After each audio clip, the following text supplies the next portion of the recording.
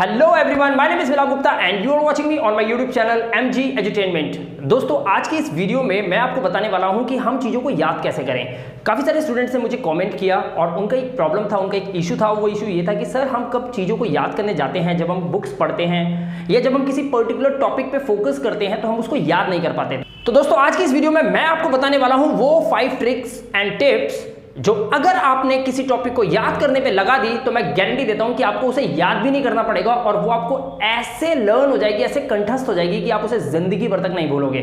तो चलिए शुरू करते हैं और सबसे पहले हम बात करते हैं सबसे पहले नंबर पॉइंट की। पहला नंबर का पॉइंट क्या है, बड़े ध्यान से सुनिएगा। हम जब भी किसी टॉपिक को पढ़ते हैं तो पढ़ने के बाद क्या करते हैं, हम उसे याद करने की कोशिश करते हैं। दोस्तों, आपको पहला काम ये करना है, you don't have to learn.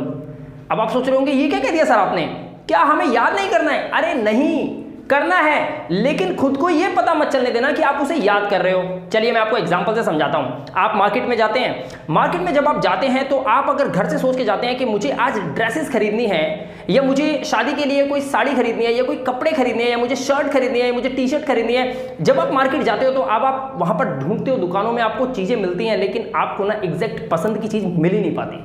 यकीन मानना दोस्तों, कई बार आपके साथ हुआ होगा। अगर ऐसा हुआ है ना, कमेंट बॉक्स में जरूर लिखना। और कई बार आप मार्केट जाते हैं लेकिन आपको कुछ लेना नहीं होता, आप जस्ट ऐसे ही अपने फ्रेंड के साथ ऐसे ही निकल जाते हैं मार्केट में, ऐसे ही हैंग आउट करने के लिए अपने दोस्तों के साथ चले जाते हैं, अपने मम्मी पापा के साथ मार्केट जाते हैं। तो अचानक आपकी नज़र एक ऐसी जगह पे, ऐसी वस्तु पे, एक ऐसे शर्ट पे, टी शर्ट पे, आपकी पसंदीदा चीज़ पे टिक जाती है। आपको लगता है यार ये तो मेरे को ना ऑन द स्पॉट लेनी चाहिए, अभी खरीद लूंगा मैं इसको, बस मेरे को पैसे मिल जाए कहीं से। तो ऐसा क्यों होता है? जबकि जिस वक्त आपको जिस चीज को लेने के लिए मार्केट जाना था तब वो चीज आपको मिलती ही नहीं है, और जब आप एवं ही चले जाते हैं मार्केट में तो वो चीज आपको बहुत ज्यादा पसंद आ जाती है और आपको मिल भी जाती है और एक सेकंड में वो पसंद भी आ जाती है।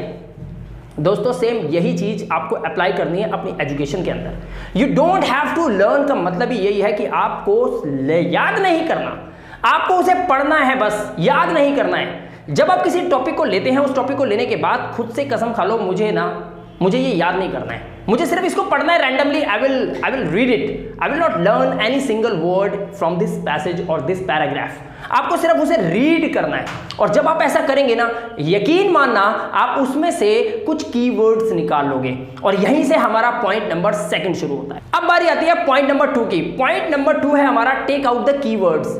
जी हाँ दोस्तों, जब आप पैराग्राफ को देखते हैं और आपने सोच लिया है कि आपको कुछ याद ही नहीं करना है, तब आप देखेंगे कि आपको उसमें से कुछ ऐसे वर्ड्स मिलेंगे जो कीवर्ड्स होंगे, जिनको आप ना क्या कर सकते हैं पता है, आप उनको ना अंडरलाइन कर सकते हैं।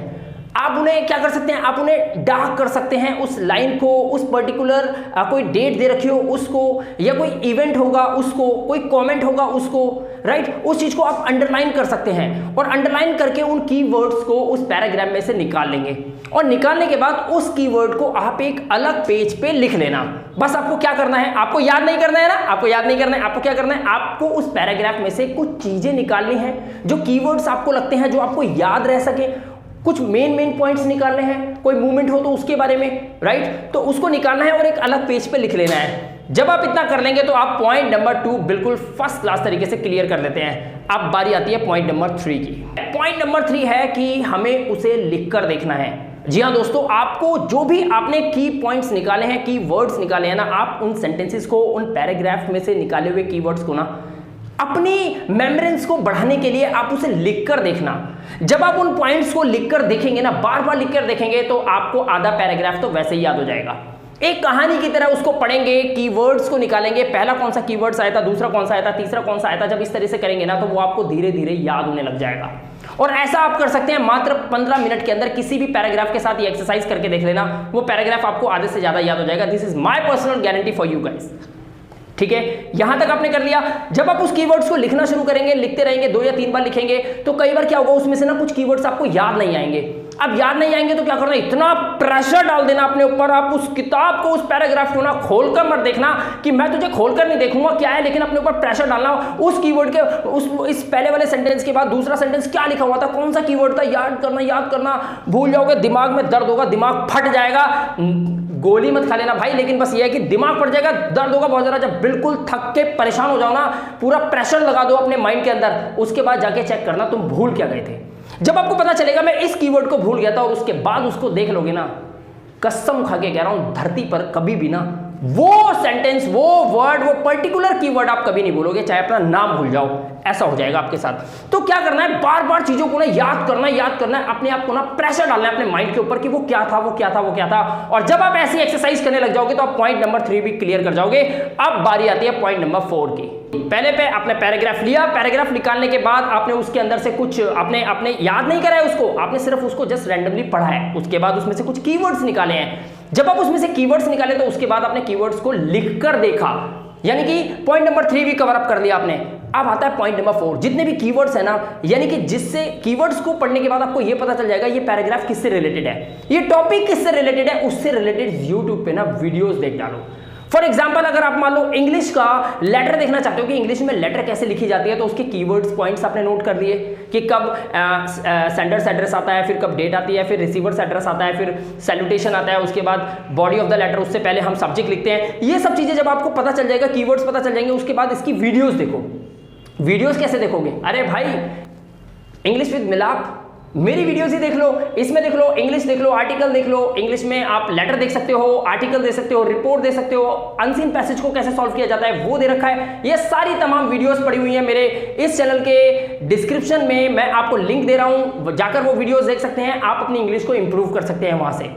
सारी वीडियोस वहां पर अवेलेबल है, बहुत अच्छे मार्क्स आएंगे, इवन की 55 नंबर ना आपके इंग्लिश के अंदर गारंटीड आएंगे अगर आप एनआईएस बोर्ड से या फिर सीबीएसई बोर्ड या किसी भी बोर्ड से 10th या 12th बोर्ड के एग्जाम की तैयारी कर रहे हो तो।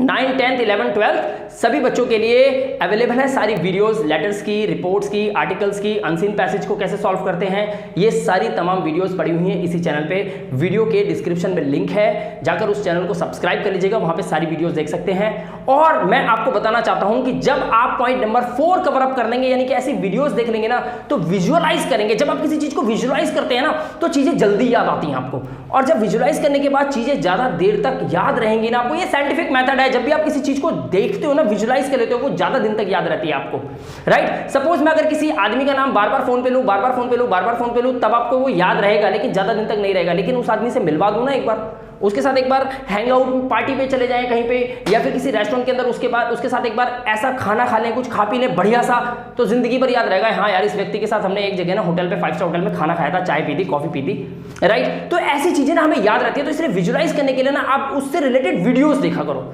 जितनी ज्यादा से ज्यादा वीडियोस देखोगे उतने ज्यादा ना उसकी गहराई में जाओगे, उस टॉपिक की गहराई में जाओगे, और वो आपको याद होना शुरू हो जाएगा।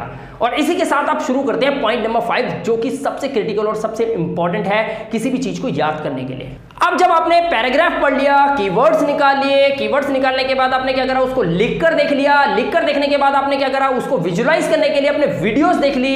अब फाइनली आपको करना क्या है, आपको उस टॉपिक पे जो भी पूरे दिन आपने ये एक्सरसाइज उस टॉपिक के लिए की है, आपको फाइनली रात को बिस्तर पे जाने से पहले ना एक ब्लैंक पेपर लेना है, खुद को 1 सेकंड के लिए ना गहरी सांस लेनी है, इनहेल, राइट। और उसके बाद आप क्या करेंगे, उसके बाद बिल्कुल फ्री माइंड होके ना आप वो पॉइंट्स लिखेंगे जो पॉइंट्स आपने पूरे याद किए हैं, यानी कि वो कीवर्ड्स जो आपने याद किए थे, जो बार बार आप भूल रहे थे ना, आपको उसको लिखकर देखना है। अब उसे लिखकर देखना है, कैसे लिखकर देखना है, ऐसे नहीं लिख के देना जैसे पॉइंट नंबर 2 में आपने उस कीवर्ड्स को निकाला था और लिख के देखा था।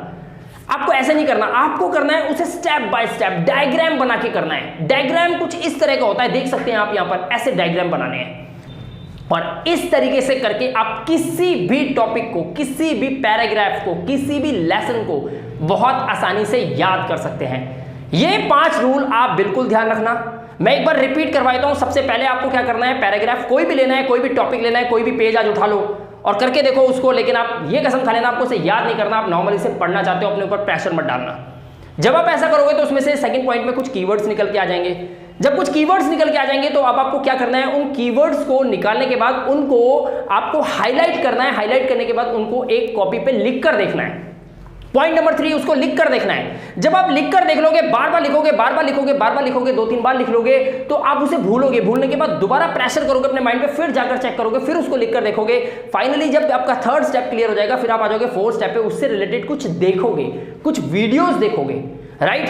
केमिकल्स होते हैं आपके केमिस्ट्री के अंदर, उसके लिए लैब्स होती हैं। लैब्स के अंदर जाके बच्चे केमिकल रिएक्शंस करके देखते हैं ताकि वो याद हो जाए, वरना तो याद ना हो पाए CO2 होता क्या है, इस तरीके से बड़े बड़े जो फॉर्मूलाज होते हैं बच्चे को सॉल्यूबल्स होते हैं, फॉर्मूलाज होते हैं, सॉल्यूशंस होते हैं, वो याद हो जाते हैं। ये इसी वजह से होते हैं क्योंकि उसके लिए लैब होती है, वहां पे वो करके देखते हैं, विजुअलाइज करते हैं उसको। सेम उसी तरीके से आपको विजुअलाइज करना है। 4 नंबर पॉइंट क्लियर हो जाएगा आपका। एंड फाइनल जो 5th नंबर पॉइंट मैंने आपको बताया है वो ये करना है कि कोई भी काम जब आप पूरे दिन करते हो, रात को बैठ के उसके ऊपर चिंतन करो, उस पर विचार करो, डायग्राम बना दो, किस तरीके से आपने क्या क्या याद करा, कितने बजे क्या चीज पढ़ी थी, क्या भूल रहे थे, क्या याद करना है, पूरा उसको रिमाइंड कर दो। और इसी को लोग बोलते हैं कंसंट्रेशन। और कंसंट्रेशन के लिए हम करते हैं मेडिटेशन। इसीलिए जो बच्चे मेडिटेशन करते हैं 15 से 20 मिनट, उन बच्चों का जो IQ लेवल होता है वो comparing to the other students काफी ज्यादा हाई हो जाता है। मैं कहता हूँ 3-4 टाइम्स डबल बहुत ज्यादा हो जाता है। इसीलिए इस तरह की एक्सरसाइज करके आप किसी भी चीज को याद कर सकते हैं। दोस्तों एक बात और बताना चाहूंगा, अगर आप NIOS के या किसी भी CBSE के अदर बोर्ड्स के स्टूडेंट हैं, 9th 10th 11th और 12th, अगर आपको कोई चीज याद करने में प्रॉब्लम होती है, इंग्लिश आपके लिए हवा बनी हुई है, तो उसके लिए आप मेरे इस चैनल पे विजिट कर सकते हैं। यहां पर मैंने रिपोर्ट, आर्टिकल, लेटर और अनसीन पैसेजेस किस तरीके से किए जाते हैं और जितने भी टेंसेस होते हैं वो, मॉडल वर्ब्स, इन सब से रिलेटेड सारी ग्रामेटिकली वीडियोस मैंने बना रखी हैं। अगर आप इन वीडियोस को देख लेते हैं तो मैं गारंटी देता हूं कि आपके इंग्लिश के पेपर में 50+ मार्क्स तो सिर्फ इन 5-6 वीडियो को देखकर ही आ जाएंगे।